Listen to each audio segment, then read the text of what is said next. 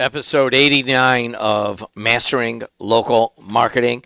You can watch us anytime at WJOB 1230 on YouTube, and then you can get us on Apple, Spotify, wherever you get podcasts. It's called Mastering Local Marketing. In this episode, we're exposing one of the biggest issues holding small business back: cloning.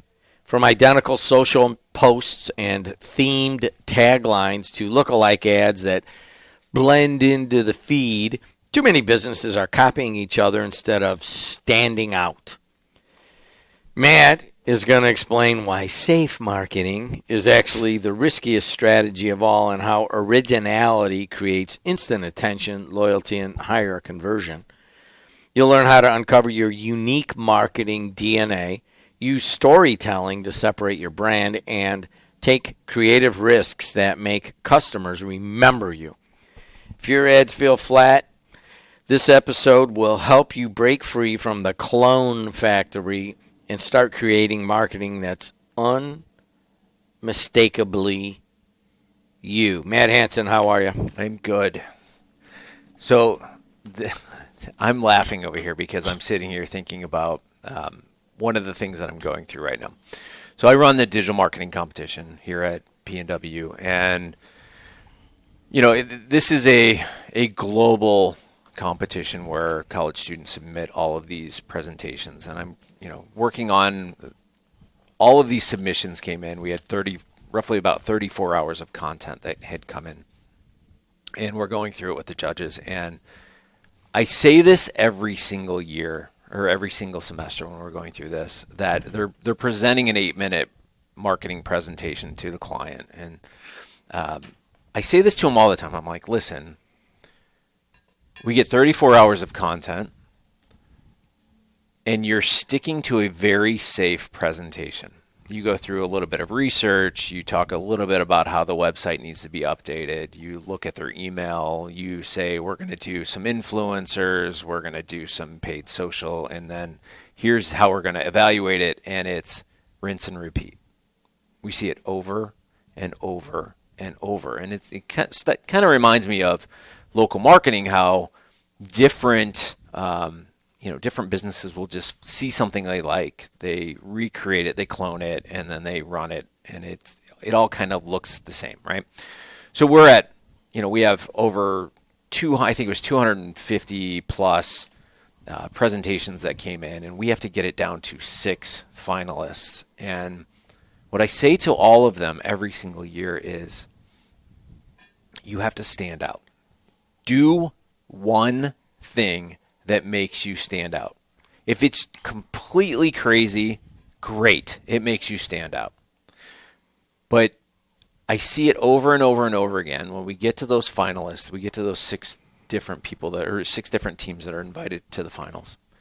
They have one unique thing in there that stood out, that separated them. So, think of putting 250 marketing plans in front of you, and 244 of them are all the same, but then there are 6 of them that had one thing that drastically just separated them from the others. And that's what ends up happening every year.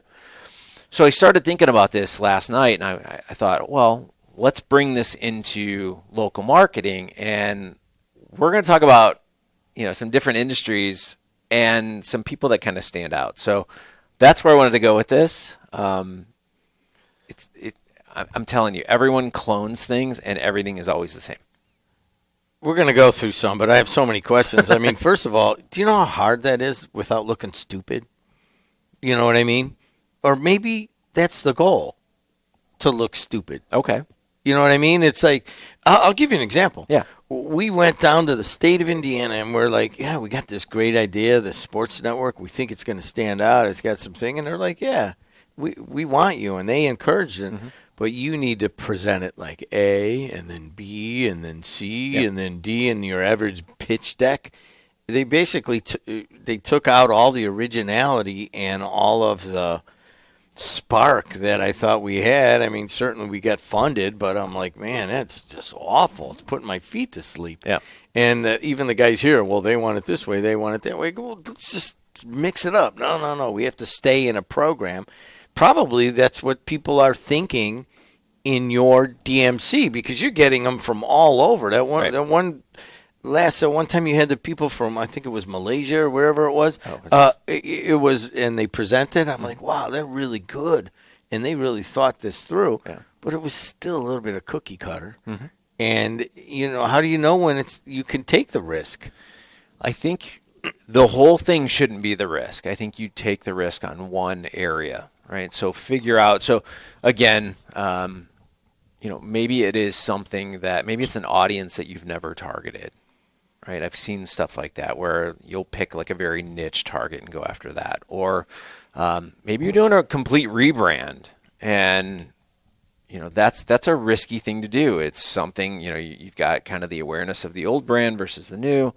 But again, if everything is the same, nothing stands out, right? So if you're trying to generate awareness for who you are and there's already a leader out there in the space, you're just going to mix in with them. So, I'm happy to talk about some of the... Let's talk about some of them. What about Brianna? Tell us about her. So there is this real estate agent that is out there. I've actually reached out to her to try and get her on a podcast. She's not doing any right now, but her handle is Tampa Bree, and she's got almost 500,000 people following her, right? So she's down in Tampa. Now think about this. Real estate agents, they all kind of do the exact same thing, right? So they put a nice little picture of themselves on a sign in the front yard, and they have the printouts and all this stuff, and they might have a billboard. They might have a bit there's nothing really drastic that they're doing.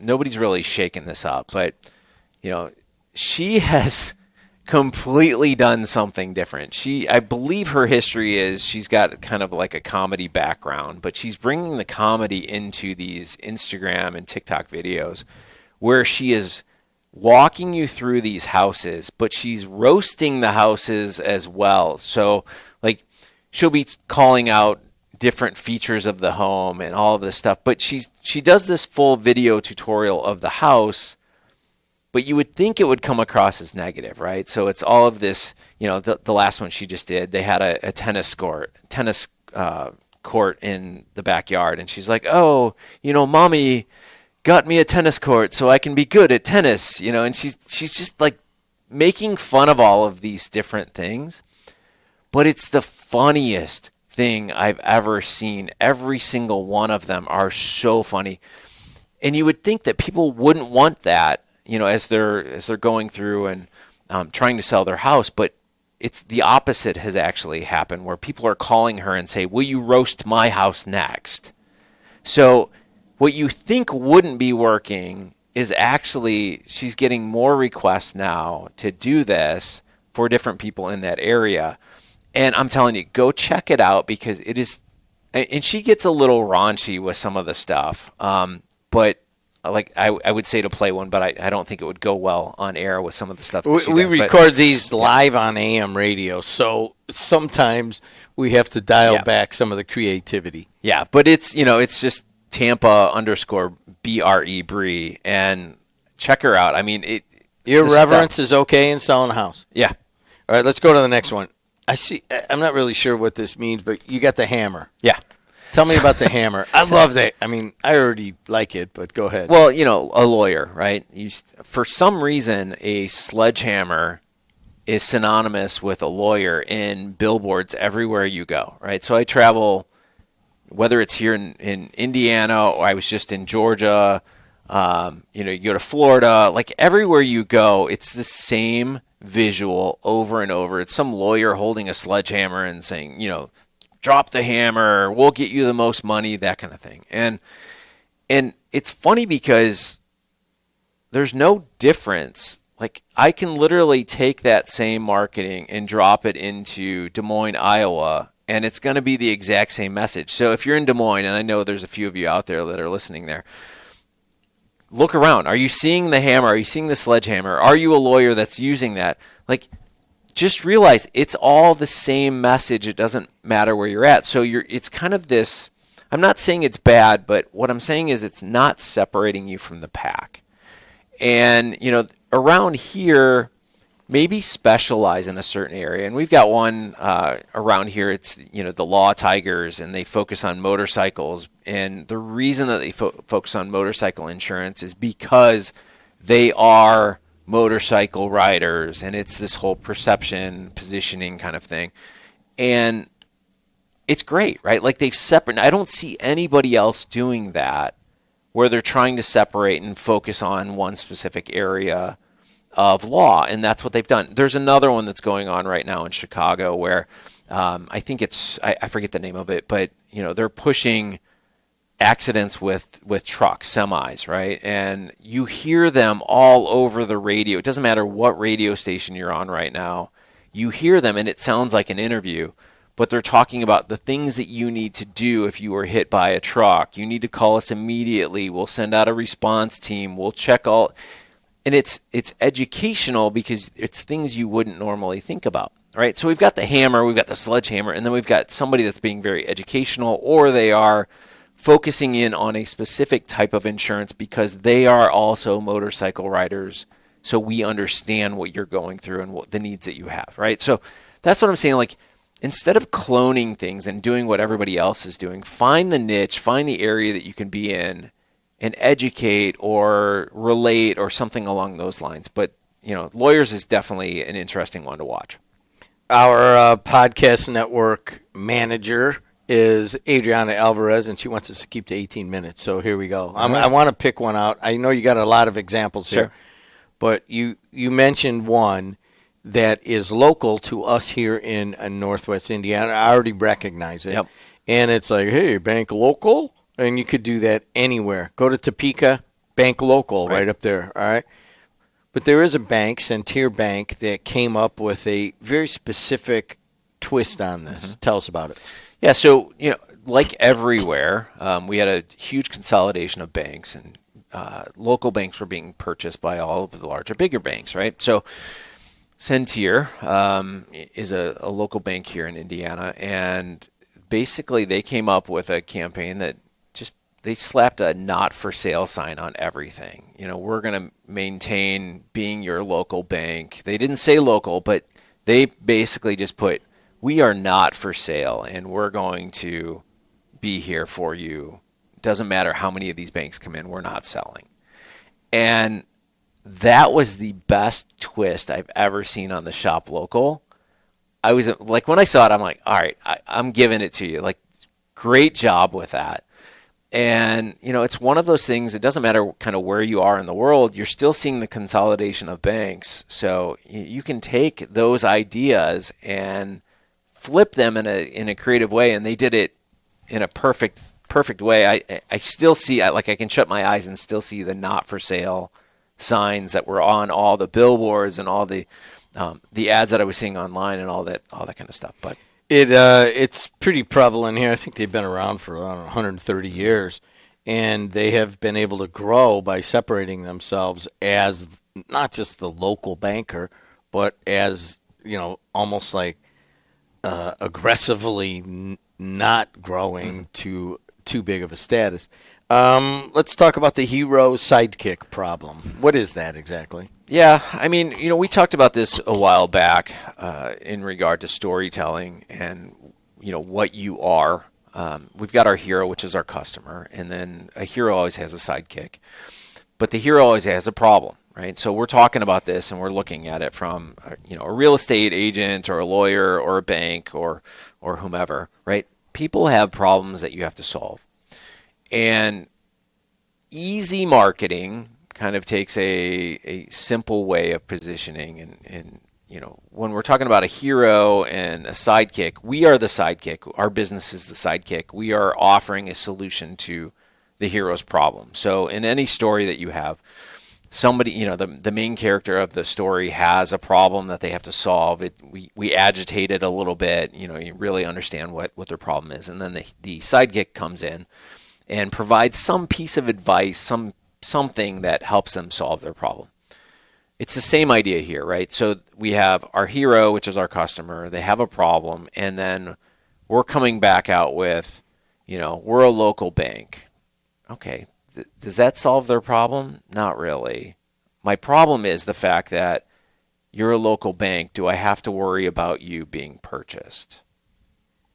Centeer came up with, we're not for sale. Okay.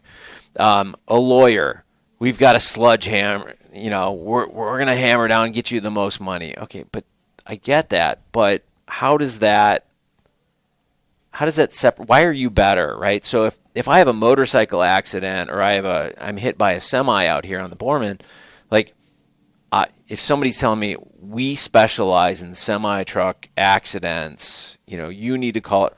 All right, now that's in my mind when I get smashed here on the Borman, right? Or from a real estate perspective, I've been dealing with a few different real estate agents lately, and the first one, yeah, great. We had a quick conversation. We actually put an offer on a house a week ago, and I had to follow up to say, like, what's going on? You mean in Bloomington? In West Lafayette. Oh, I'm sorry. Yeah. That is a major faux pas. Yeah. We are on the campus of Purdue, and I just mentioned Indiana University, and we may have to just ixnay this entire podcast because of that. But you bought a house, and what happened? Well, no, we put an offer in a house, and I didn't hear anything back, right? So I thought it was weird. I'm like, you've got to get back to me, right? So finally I sent a text. He's like, I'll call you right now. So he called me up, whatever. Said there was another offer. I said, okay, well, let me know what happens. Maybe we'll put a higher bid in. So told me, this other offer, they have to respond by 4:00 the next day. And I said, okay. So I'm at home, and it's noon, and it's 1:00, and it's 2:00, and I'm sitting there going, is he going to call me? Is he going to ask me if I'm going to put another offer in? And I went, no, I'm going to wait, right? No phone call ever came. I've never heard back from this real estate agent. I don't know what happened. So my contract with him ended like a day later. So I signed with another, because you have to literally sign a document saying that they're representing. So I went with another real estate agent because I'm like, well, if you're not going to call me back, obviously you don't have my best interest in mind. So we went with another one, and that one's been great, right? Like really providing real value. He's trying to dial in on what we're looking for. But that's what I mean. Like, you've got to separate yourself. There's plenty of people out there that are going to offer what you offer, but what is it that you're doing that's different, or what is the positioning that you're doing that's different? And again, we've talked about a bunch of different things today. This is episode 90. My fault. Episode 90. Local marketing has a cloning problem. He's Matt Hansen. He is a digital marketing professor at Purdue Northwest. I'm Jim Diedlow, the owner of a sports network and some radio stations, and you are someone who cares about local marketing. And until next time, we will see you later.